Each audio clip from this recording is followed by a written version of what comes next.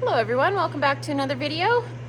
Got the sheep in here, at least a few of them anyway. I think I got 15 in here. And gonna shear these guys. And I also sheared the boys this morning. I know you can't see them very well through the panel, but they're so happy to get their coats off. And started working on these girls. I got 3, I think, out of the 15 done so far. I believe there are 76 that need done right away here. I will wait to do the other 30 or 35, whichever there are, in the other group until they are done with their lambs. They're still rearing lambs right now. So as you can see, these guys are shedding sheep and they will shed out, but I'm so particular, and you know, I like them to look nice, and also just they're so much happier when you take this blanket of wool off here. So obviously these more black ones have got a little bit more wool in them, but they still shed out.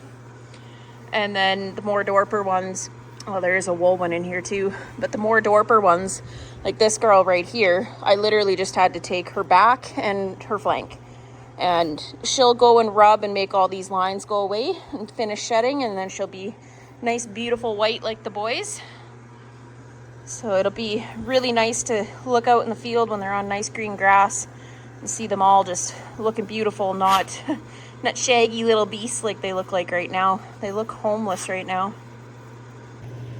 So I actually have a plan for the wool this year. Normally I just use it in the garden, or you know, if I need any insulation anywhere, or you know, sometimes just give it away to somebody who needs it for some other reason. But I actually have a plan for it this year, which is really nice. So I'm gonna bag it up in these feed bags here, and it doesn't matter whether it has manure or anything else like that in it, because I'm going to make wool pellets out of it, and people can use them in their raised gardens and their household plants, you know, all that good old jazz. So that'll be really nice to be able to sell that to people and make the wool actually worth something, because being shedding sheep, dorpers, their wool doesn't stay together in a fleece like a wool sheep will. So it needs to have some other purpose, otherwise it's just waste wool. So why not turn it into pellets and try and help some people out? So look forward to that coming in the future. I'm hoping to actually get a video of the pelletizing. That'll be really cool to see. I'm really excited about it, so that'll be awesome.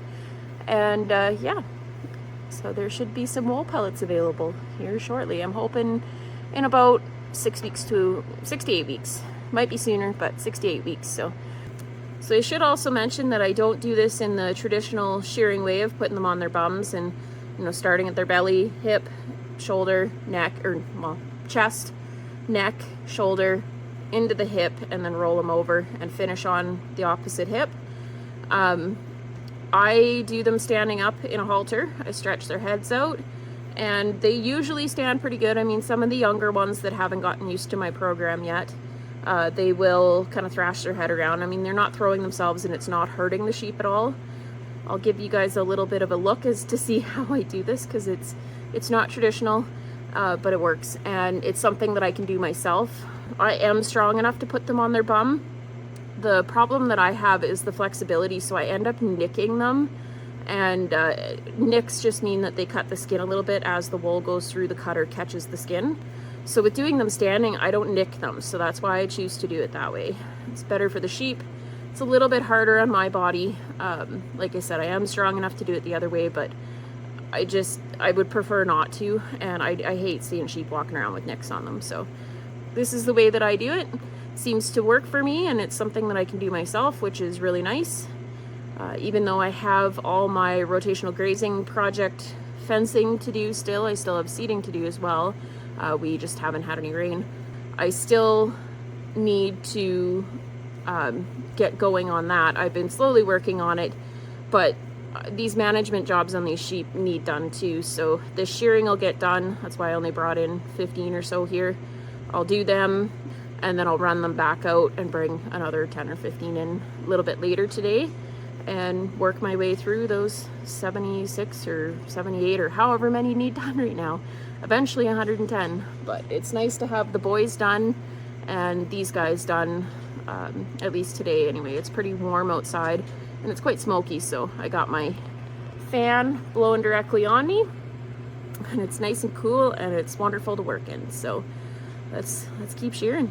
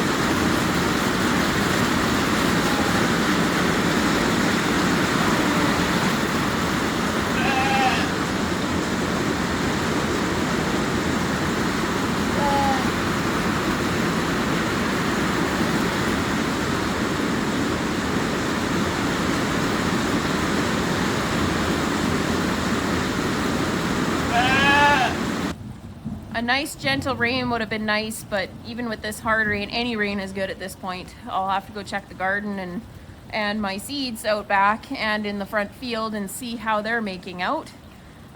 Hopefully they didn't wash away. They set down really nice into that manure that I had spread, but the ground was so dry that without working up the pasture, it's hard to get a really good seed bed. But these seeds that I got, the legumes, were designed for that. They were designed to go into existing pasture and help break sod and taproot down into there to help the biodiversity in the soil. Hopefully they took and didn't wash away. They're heavy enough. I think I got them set in pretty good, but we'll have to go take a look at that. And yeah, it's thankful for rain. It feels so good, and I hope we get some nice gentle rains versus these big nasty thunderstorms. But even with the runoff that we did get, I still think those seeds are going to be okay. Crossing fingers anyway.